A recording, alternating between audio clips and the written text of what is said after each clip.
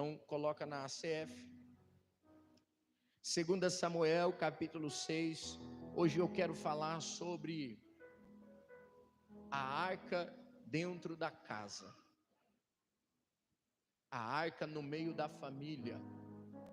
A arca na casa de Obed-edom. 2 Samuel, capítulo 6, o versículo é o 3. Leia o texto. E puseram a arca de Deus em um carro novo. E puseram a arca de Deus onde? Onde? A arca de Deus, a presença de Deus não precisa de coisas novas. Digo de novo, a presença de Deus não precisa de coisas novas. Colocaram a arca onde? Em um carro novo. Continua. E levaram da casa de Abinadab, que está em Gibeá, e Uza e Aió, filhos de Abinadab, guiavam o carro novo. E levando-o da casa de Abinadab, que estava em Gibeá, com a arca de Deus, Aió ia diante da arca. E Davi e toda a casa de Israel festejavam perante o Senhor com toda a sorte de instrumentos de pau de faia, como também harpas, e com salteiros, e com tamboris, e com pandeiros, e com cimbalos. O 6. E chegando à eira de Nacon, estendeu Uzá a mão à arca de Deus, e pegou nela, porque os bois a deixavam perder. Porque os bois deixavam pender. Quem estava levando a arca? Nacon. Os bois. Tem gente tirando a arca dos ombros e colocando sobre os bois. A presença de Deus não foi feita para boi carregar. A presença de Deus foi para colocar sobre os ombros e dizer: eu vou carregar a presença. Se você tiver coragem, diga para o seu irmão: os bois não vão tomar o meu lugar.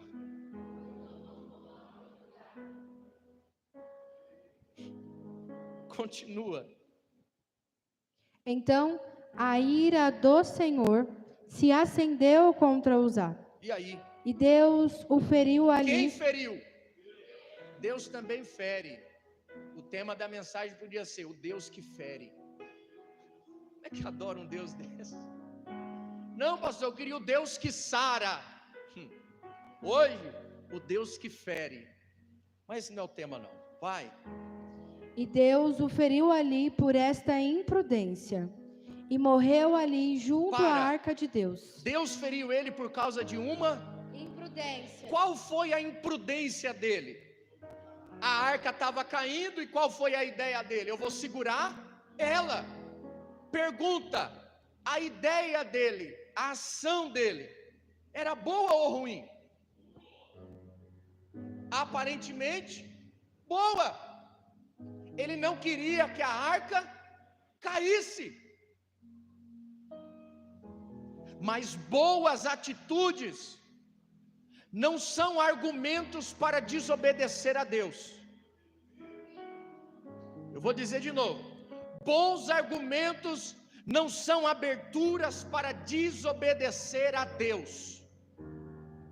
Tem muita pessoa com bom argumento, mas na desobediência. Tem muitas pessoas com boa oratória, mas na desobediência. Com uma boa desculpa, mas na desobediência. E Deus está dizendo: não tem base para desobediência.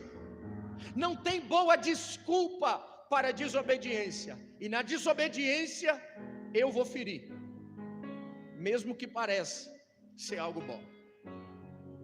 Continua. E Davi se constritou, porque o Senhor abrira a rotura em Uzá, e chamou aquele lugar Pérez Uzá, até o dia de hoje. O 9. E temeu Davi ao Senhor naquele dia, e disse: como virá a minha arca do Senhor? E não quis Davi retirar para junto de si a arca do Senhor, a cidade de Davi, mas Davi a fez levar à casa de Obed-edom, o giteu. O 11. E ficou a arca do Senhor em casa de Obed-edom, o giteu, 3 meses. Quanto tempo? Vai. E abençoou o Senhor a Obed-edom e toda a sua casa. Deus vai abençoar você e toda a sua casa. Recebe essa palavra. Deus vai abençoar você e toda a tua casa. 12. Então avisaram a Davi, dizendo: Avisar o quê? abençoou o Senhor a casa de Obed-edom e tudo quanto tem, por causa da arca de Deus. Por causa de quê? A bênção não é porque Obed-edom é bonzinho. A bênção sobre ele, sobre a família dele, tem uma razão. E a razão é a arca de Deus que está dentro da casa dele. O que nós precisamos não é de sorte. O que nós precisamos é da arca de Deus dentro da nossa casa. A gente não precisa de ouro e de prata. O que a gente precisa é da arca de Deus dentro da nossa casa. A notícia que chega para Davi é: Davi, há uma bênção sobre a casa de Obed-edom. Qual a razão? A arca de Deus está dentro da casa dele. Deixa eu dizer uma coisa, eu não sei o que está dentro da tua casa, mas o que estiver lá não presta, arranca fora, e a partir dessa noite, vá com a arca, com a presença e diz: faça morada na minha casa, faça morada no meu ambiente, porque a tua presença traz bênção para a minha vida, a tua presença traz bênção para os meus filhos, a tua presença traz bênção para os meus familiares. Só tem bênção por causa da arca. Tem alguém dizendo: a bênção vai chegar quando a porta abrir. A bênção vai chegar quando eu entrar no site e o meu nome na faculdade ter sido chamado. Não, a bênção vai chegar quando a arca entrar lá. Quando a arca estiver lá dentro e você colocar um espaço para a arca lá, a bênção do Senhor não é você que vai seguir ela, mas é a bênção do Senhor que vai te acompanhar e vai dizer: eu estou com você, eu estou com você, porque você abriu a porta e decidiu que eu estaria dentro da tua casa e do teu lar. A notícia que vai chegar para Obed-edom é: Obed-edom, tem espaço na tua casa para a arca? Pergunta para o teu irmão: tem espaço para a arca na tua casa? Sabe qual é o detalhe de ter que colocar a arca dentro da casa? É que para colocar a arca a gente tem que tirar algumas coisas. E sabe por que a gente não está disposto a colocar a arca dentro de casa? Porque a gente não está disposto de arrancar algumas coisas que precisam. A gente não está disposto a arrancar algumas amizades que precisa arrancar. A gente não está querendo arrancar alguns desejos que precisa arrancar, algumas vontades que precisam arrancar. Mas nessa noite, nós vamos sair daqui com a arca, não sobre os bois, mas nós vamos colocar ela nos ombros. Vamos para casa comigo. Entra na casa comigo. Eu sinto uma graça aqui, irmãos. Eu sinto uma presença aqui. Coloca a presença nos ombros. Leva ela com você e diz: mora comigo na minha casa, porque a bênção está sobre a presença.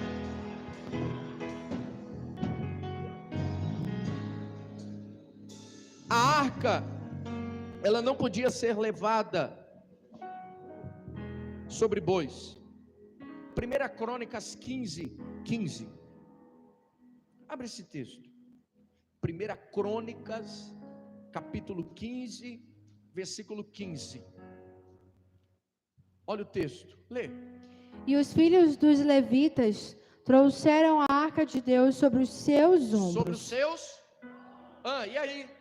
Pelas varas que nela havia, como Moisés tinha ordenado conforme a palavra do Senhor. Então essa ordenança não é de Moisés, é do Senhor por meio de Moisés. Então quem está dizendo que tem que levar sobre os ombros, não é Moisés, é o próprio Senhor. E por que o Senhor diz que tem que levar sobre os ombros? Porque tem gente carregando a presença em uma carroça, sobre os bois. Só que quando a gente leva a presença na carroça, quando a gente vai entrar onde não deve, a gente deixa a carroça do lado de fora e a gente entra. Só que quando ela está sobre os ombros e a gente vai passar pela porta, se a arca não passar, a gente também não passa. Deus está dizendo, só entra onde a presença entrar. Jesus, pode, Pai. Só esteja em ambientes que a presença estiver. Só entre em ambientes que a presença entrar. Se não caber a presença, também não te cabe.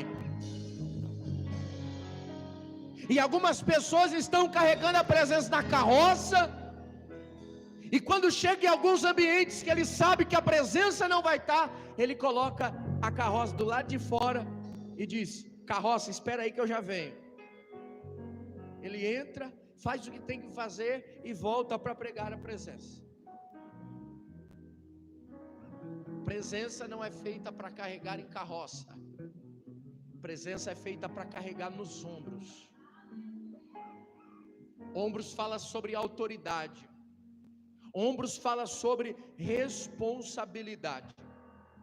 Essa arca da aliança é a representatividade da própria presença de Deus. Esse objeto, determinado pelo próprio Deus por meio de Moisés, faça uma arca para mim, revestida de ouro por dentro e por fora. Ela vai ter 4 argolas e 2 varas. Os levitas carregarão ela sobre os seus ombros. Aqui, Deus não se manifestava por essa arca que era colocada dentro do tabernáculo.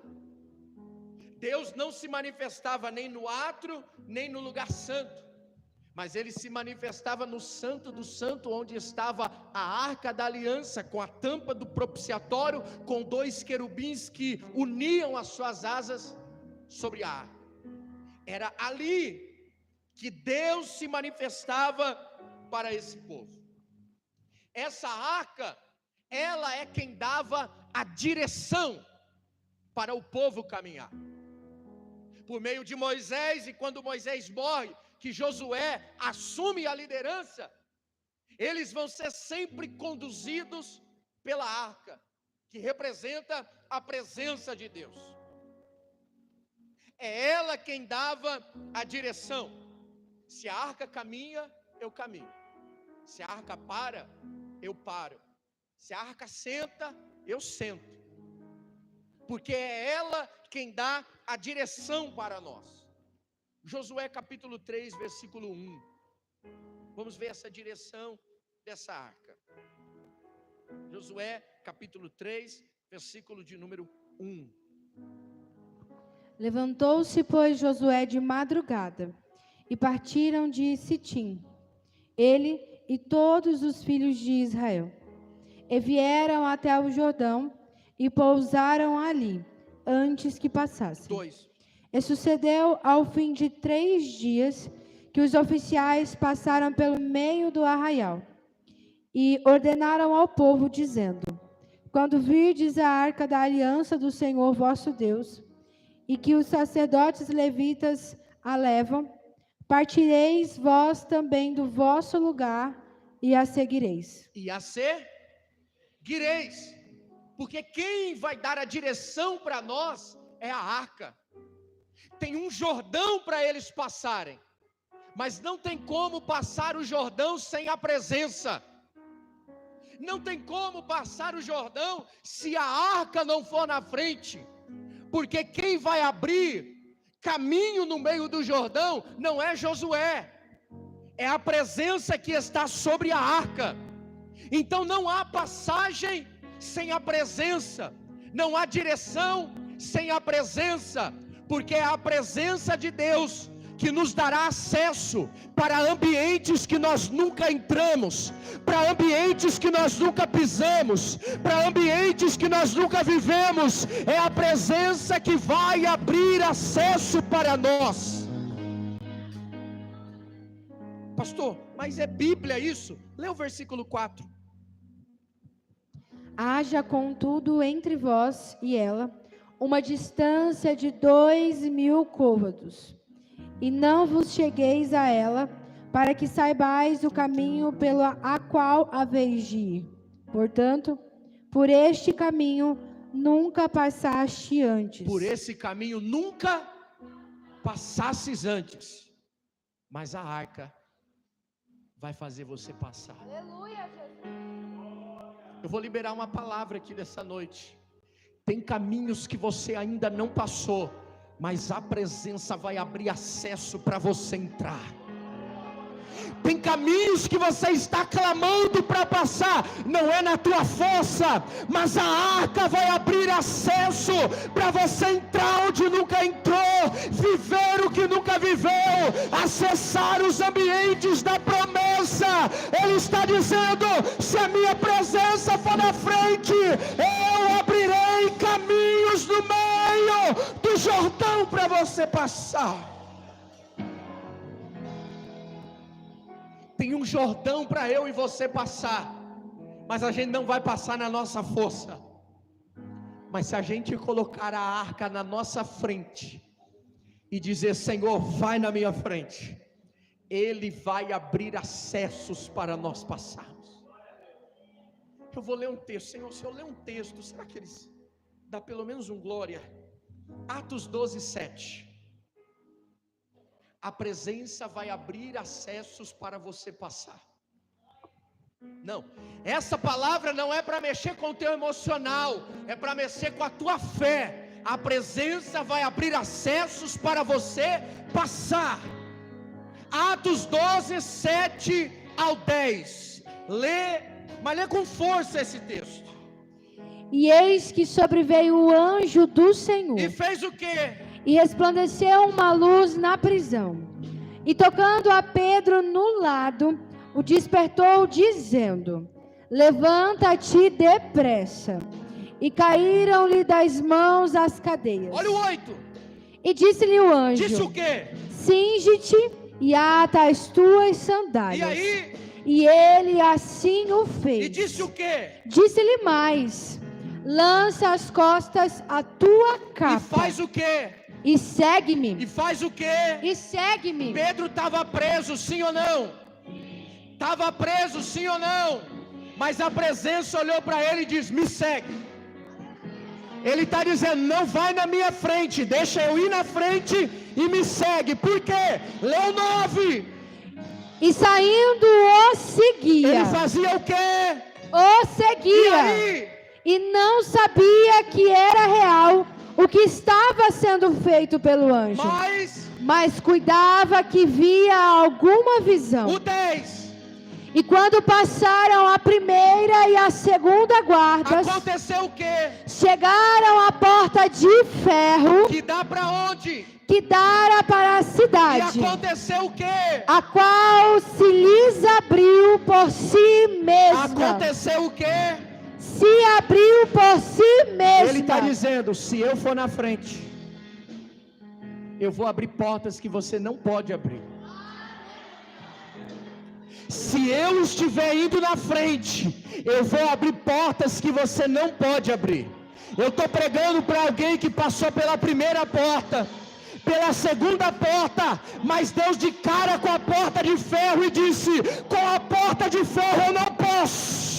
Mas Deus te trouxe aqui para dizer: coloca a minha presença na frente, que a porta de ferro vai ter que abrir, porque eu abro degraus para você passar, Pedro.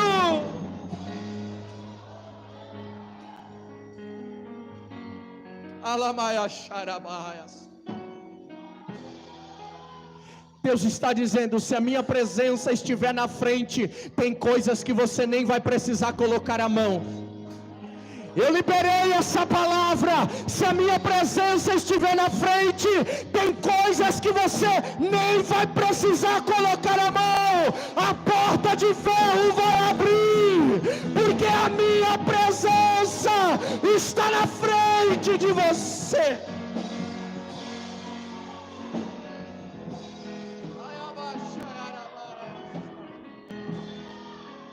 Coloca a presença na frente.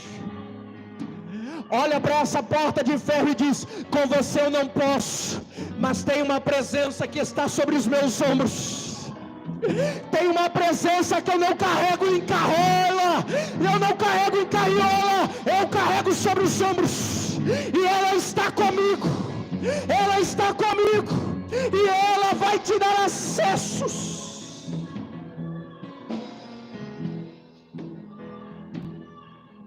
Se a presença estiver na tua frente, tem coisas que você nem vai precisar colocar a mão.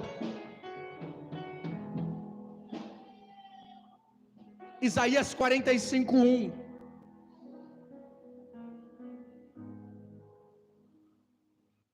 Irmão, você não dá um glória, eu não vou nem explicar esse texto.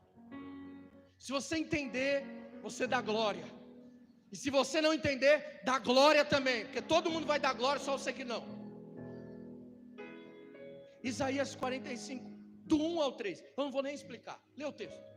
Assim diz o Senhor ao seu ungido, a Ciro, a quem tomo pela mão direita, para abater as nações diante de sua face, e de cingir os lombos dos reis, para abrir diante dele as portas. Lê de novo esse texto. Assim diz o Senhor ao seu ungido, a Ciro, a quem tomo pela mão direita, para abater as nações diante de sua face, e cingir os lombos dos reis, para abrir diante dele as portas. E as portas não se fecharão. E as portas não se fecharão. Por que que elas vão se abrir e elas não vão se fechar? Olha o 2. Lê o 2. Eu irei adiante de ti. Lê de novo. Eu irei adiante de Lê ti. de novo. Eu irei adiante de ti. Eu irei adiante Segura, de ti. tem uma porta de ferro, mas ele está dizendo: eu vou na tua frente. Eu vou na tua frente. As portas se abrirão e não se fecharão, porque eu vou na tua frente. Larabassuribaia sai. Turamanturibaia sai. Eu vou na tua frente, eu vou na tua frente, eu vou na tua frente, eu vou na tua frente. Continua o texto. E eu irei adiante de ti, e endireitarei os caminhos tortuosos. Quebrarei as portas de bronze, e despedaçarei os ferrolhos de ferro. O 3. Dar-te-ei os tesouros escondidos. Tem bênçãos que estão escondidas, mas Deus está dizendo: o que está escondido para você, eu vou achar e eu vou te entregar. Continua. E as riquezas encobertas. Tem bênçãos encobertas, mas Deus está dizendo: eu estou cavando. Eu estou cavando. Eu estou cavando. Continua. Para que saibais que eu sou o Senhor, o Deus de Israel, que te chama pelo teu nome. Tudo isso isso é resultado de alguém que decidiu: vai na minha frente, vai na minha frente. Aleluia. O que você está decidindo? Você quer ir na frente ou vai decidir que ele vai na frente? Porque se você for na frente, é você que dá a direção. Mas se ele for na frente, é ele que dá a direção. E os caminhos que ele nos dá, nem sempre é de mar de rosas. Às vezes, o caminho que ele nos conduz, tem porta de ferro, tem caminhos tortuosos, tem bênçãos escondidas. O que é bênçãos escondidas? Todo mundo está recebendo, só eu que não. As minhas parece que estão escondidas e eu não acho, mas ele está dizendo: se eu for diante de ti, as portas se abrirão e não se fecharão. Se eu for diante de ti, os caminhos tortuosos eu endireitarei. Se eu for diante de ti, eu vou fazer você acessar ambientes de milagres. Essa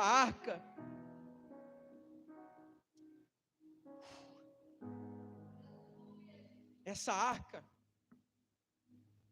que nós lemos em Samuel, ela tinha 3 itens dentro dela. Quantos itens? 3 itens. Primeiro, maná, a vara que floresceu e as tábuas da lei. O maná, ele não vinha pronto. Todo dia o povo tinha que colher, bater e cozinhar. O maná caía todo dia, sim ou não? Não. Podia guardar o maná, sim ou não? Sim. Ué, se confundiu agora.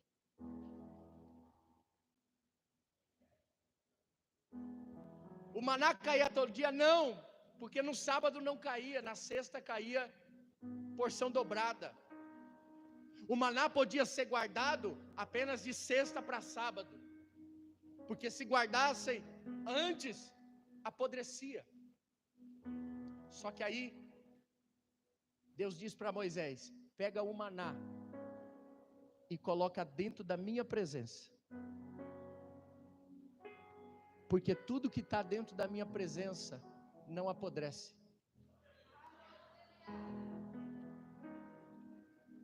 Eu vou falar bem calminho. Pega o teu casamento, coloca dentro da presença. Pega o teu ministério, coloca dentro da presença. Coloca os teus sonhos, coloca dentro da presença. Porque tudo que está dentro da presença não apodrece. Ei, o maná fora da arca, no outro dia já estava apodrecido, mas dentro da presença ele era conservado. Deus está dizendo: pega a tua família, a tua casa, coloca dentro da minha presença, porque dentro da minha presença eu conservo, eu cuido, eu zelo. Só que Deus está dizendo: não coloca e arranca, coloca e deixa lá, porque eu vou cuidar. Pega os teus sonhos, coloca e deixa lá, eu vou realizar. Pega o impossível, coloca lá, porque eu sou o Deus do impossível. Sabe qual é o meu problema e o teu problema? A gente acha que essa arca, que hoje é encarnada, a gente acha que é um porquinho. Quem já teve porquinho aqui? É porquinho de pôr moeda, viu, irmão? Não é o porco de... É que tá assim, todo mundo, bastante gente já teve, né? Não é esse porco não, irmão. É o porquinho de pôr moeda. Tem gente que acha que a presença de Deus é um porquinho, mas com tampa. Normalmente porquinho não tem tampa. Todo mundo que tem um porquinho com tampa não consegue juntar dinheiro. Ele põe hoje e diz: eu vou guardar. Bate sexta-feira, eu vou no ranchão. Quanto ele tem? R$26. Quanto é o lanche? 25. Ele pega os 25. A fala dele: depois eu reponho. Mentiroso. Só faltou Deus me dar um nome aqui para eu te entregar agora. Repõe nada, você está devendo para você. Você nunca repôs. E tem gente que está achando que a presença de Deus é um porquinho com tampa, que a gente coloca e qualquer hora a gente pode abrir e tirar o que a gente colocou. E Deus está dizendo: confia, não abre essa tampa não. Depositou os sonhos lá, deixa. Já passou 1 ano, pastor, deixa lá. Já passou 2 anos, pastor, deixa lá. O que Deus está fazendo? Conservando os seus sonhos. A presença de Deus não é lata de lixo. A presença de Deus, ela conserva. Tem um José que sonhou. Sabe quanto tempo depois foi realizar? 13 anos depois. Mas o sonho estava sendo conservado. Quando passa 13 anos, vai realizar. Eu não sei quanto tempo é para mim, quanto tempo é para você. Mas diga para o seu irmão: não abra a tampa. E sabe o que é mais interessante? Esse porquinho não tem como quebrar não. Ele te quebra, mas você não quebra ele. Segunda coisa que tinha lá era a vara de Arão que floresceu. No livro de Números, o povo está bravo com Moisés. Por quê? Porque Deus escolheu Arão para liderar. E o povo começou a murmurar. Deus chama Arão e Moisés e diz: faz o seguinte, pega cada um de cada tribo, 12 tribos, 12 pessoas, 12 varas, e coloca cada vara aqui nessas terras. A vara que florescer é quem será o escolhido do Senhor. Primeiro, a terra não era boa. E mesmo que a terra fosse boa, não tem como produzir de um dia para o outro. Os irmãos aqui sabem. Colocaram as varas e Moisés colocou diante do Senhor. No outro dia, a única vara que floresceu foi a de Arão. Só que quando eles olharam, eles falaram: não apenas floresceu, mas também tem fruto. Também prosperou. E o que aconteceu foi de um dia para o outro. E Deus está dizendo: eu sou Deus que conserva os sonhos para fazer em 1 ano, em 2 anos, em 5 anos, em 10 anos. Mas eu também sou Deus que posso fazer de um dia para o outro. Eu também sou Deus que posso fazer de um dia para o outro. Para vocês chegarem e dizer: ontem não era assim, mas Ele é o Deus que faz de um dia para o outro. Eu quero profetizar que tem pessoas que vai receber boas notícias. Floresce, porque tem palavra, porque tem lei. Não tem como ser conservado e florescer sem a palavra. Não tem como se manter sem a palavra. Tudo que acontece é por causa da palavra.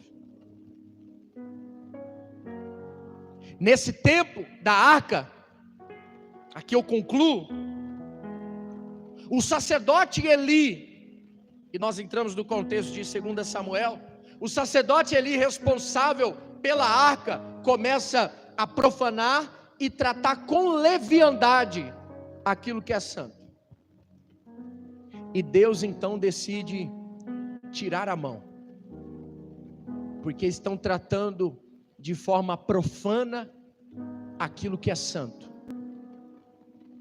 E quando a gente decide tratar como profano aquilo que é santo, Deus decide tirar a mão. Alguém vai dizer: Não é Deus que se afasta de nós, somos nós que se afastamos de Deus. Quem já ouviu essa frase? Não é assim não. Certa feita, Sansão, profanando aquilo que é santo, brincando com o pecado, revelou o seu segredo do nazireu que não podia revelar. E em um desses momentos, Sansão disse, quando ouviu dizer que viriam os filisteus para matar ele: mais uma vez eu me levantarei, arrancarei essas cordas, matarei os filisteus e me livrarei.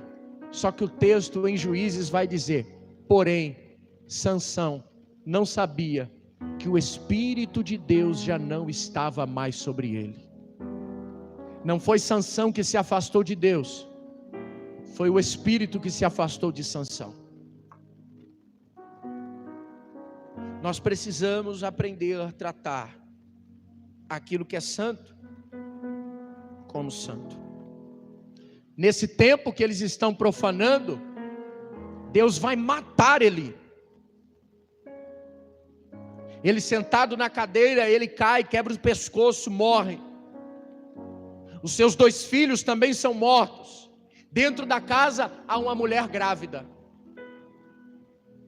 Quando a criança nasce, o nome que eles vão dar para a criança é Icabô. Aquilo que é santo. Eles nunca perderam uma guerra, porque a arca sempre estavam com eles. Mas chegou um tempo que os filhos de Eli foram lutar, e Deus permitiu que eles fossem derrotados, e a arca de Deus foi levada para um ambiente onde ficou 20 anos, até que Deus decidiu levantar um Davi para resgatar de volta a presença. E eu quero dizer, Deus vai levantar uma geração disposta a resgatar de novo a presença.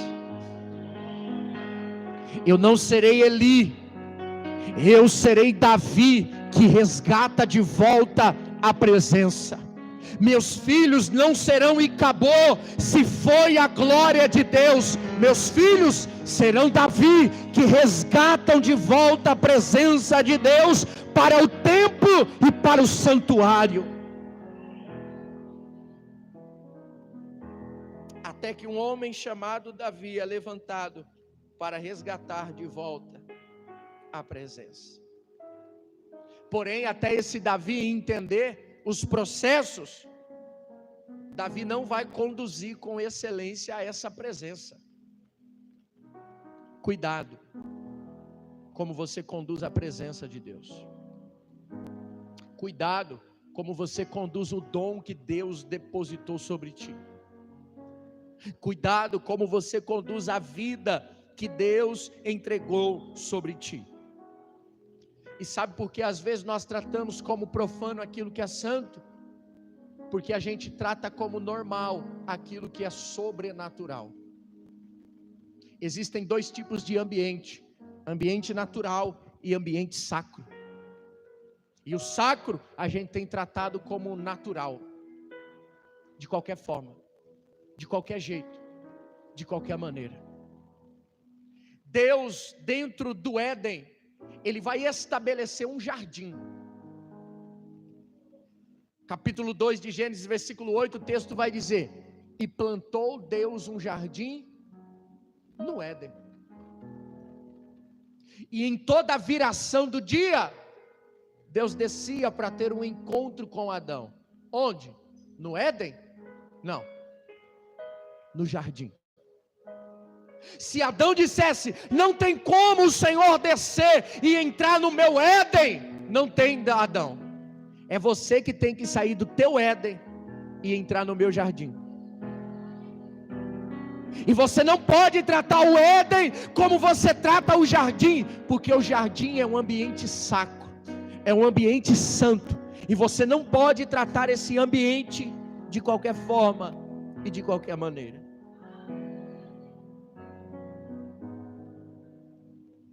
Deus plantou esse jardim no Éden, e ali ele colocou o homem. E esse era um ambiente santo para Deus. Esse Davi, que quando ele vê a arca longe e ele decide trazer, o texto que nós lemos diz que ele pegou uma nova carroça, ou um novo carro, e colocou a presença.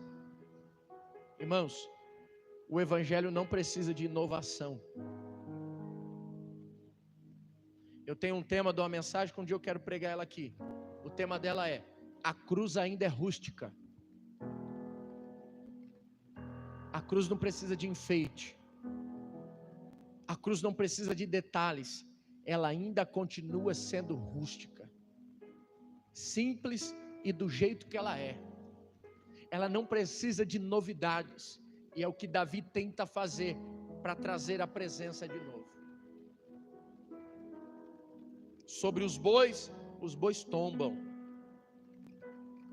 Uzá coloca as mãos e ele é fulminado na mesma hora, porque tratou como natural aquilo que é sobrenatural. Davi, com grande temor, ele tem temor de levar a arca e ele decide então depositar ela na casa de Obed-edom. E a arca fica lá apenas 3 meses. Quantos meses? A notícia que Davi vai receber é: rei, a casa de Obed-edom e toda a tua família foi abençoada por causa da arca que estava dentro da casa dele. Hoje, e aqui eu encerro, hoje a gente não precisa mais dessa arca de madeira, porque hoje a gente tem a arca encarnada. Essa arca encarnada vai liberar uma palavra sobre as nossas vidas e dizer: eu estarei convosco todos os dias. Eu estarei convosco todos os dias. Sabe o que eu fico pensando? Se Obed-edom foi abençoado com a arca, estando na casa dele apenas 3 meses, imagina eu e você, que hoje temos a arca encarnada que nos prometeu: eu estarei convosco todos os dias.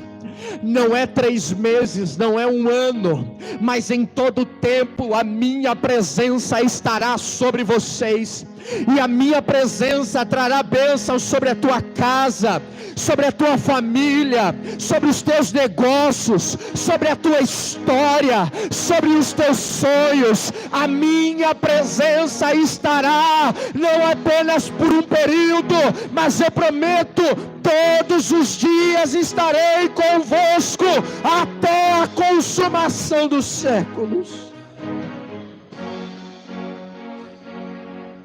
Sabe o que eu fiquei pensando?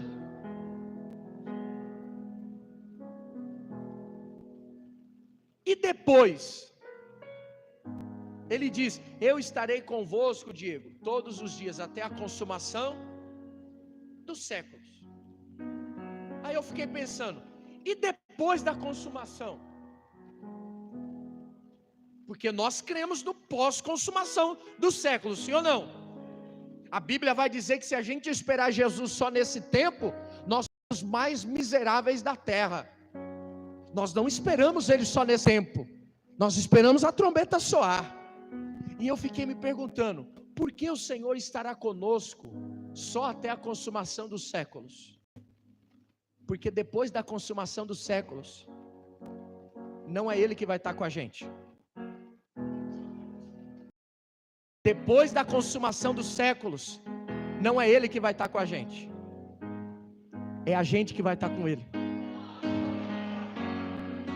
É por isso que ele está dizendo: eu estarei convosco todos os dias até a consumação dos séculos. Até a consumação dos séculos me levantarei do meu trono, descerei e estarei com vocês. Mas depois da consumação, a trombeta vai soar. Não serei eu que estarei com vocês, mas vocês estarão comigo para todos sempre. Só você que crê se coloca de pé.